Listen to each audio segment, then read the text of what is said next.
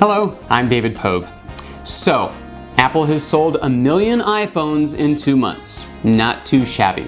But one thing hasn't changed. Even though this is a full-blown internet-connected computer, Apple still doesn't want people installing third-party programs written by other than Apple, onto the iPhone.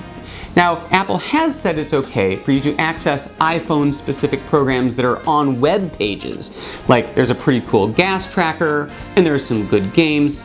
But that's not what we're talking about. That's not what people want. People want full-blown programs that live on the phone, that you can access whether you're online or not. Now, Apple has some good reasons for not wanting people to do that. I believe the quote from Steve Jobs when talking to Newsweek was, "You need it to work when you need it to work.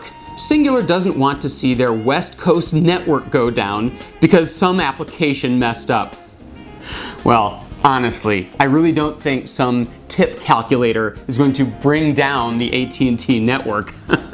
So anyway, I thought I would take you on a tour today of some of the third-party programs that have been written for the iPhone and run quite successfully, I might add. Now, your iPhone screen probably isn't full of icons. This one's not only full of icons, it actually scrolls, thanks to a free program called Sunburst. And how did I get so many programs? Easy. I used this program, installer.app, available for Mac or Windows. It's a catalog of hundreds of free programs for the iPhone.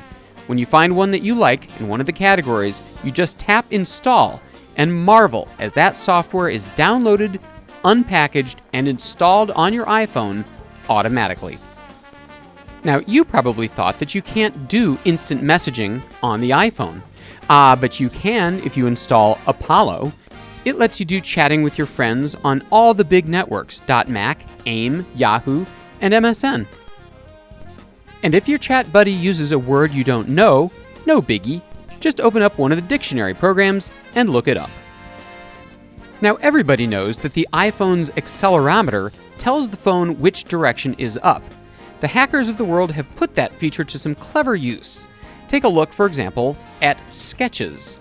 At first glance, it's just a regular Etch-a-Sketch program, except that you can use your fingertip to draw. But if you remember your Etch-a-Sketch science, how do you erase your drawing? Why, of course. You shake it. Thanks, accelerometer. Now, I know what you're saying. Aren't there any productivity apps for the iPhone? Sure, like this one. It lets you take a picture, dress the person up like a pirate, and then email it. Sent from my iPhone. Arrgh. What's that you say? Your iPhone has no voice recorder? Oh, yes, it does.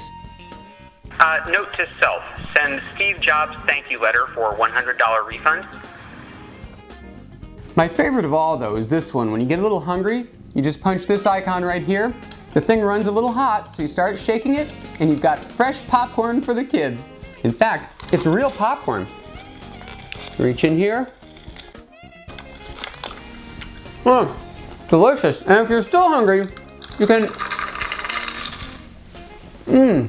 That is so good. Now, these things do look pretty cool, I'll be the first to admit, but I also have to give you the obligatory warnings. None of these are authorized by Apple. Apple can break these at any time by introducing a new version of iTunes or something. Some of these could mess up your iPhone. If they do, it's not a big deal. You just use the restore function from your computer to put back on the iPhone everything that came with it, restore it to its original clean condition. But the lesson I wanted to give you here today is that there's nothing to be lost by a little experimentation. You'll have a little fun, you'll find out some useful new tools, and for goodness sakes, we'll get over that silly notion that some third-party application is going to bring down any kind of network. I mean, that's just...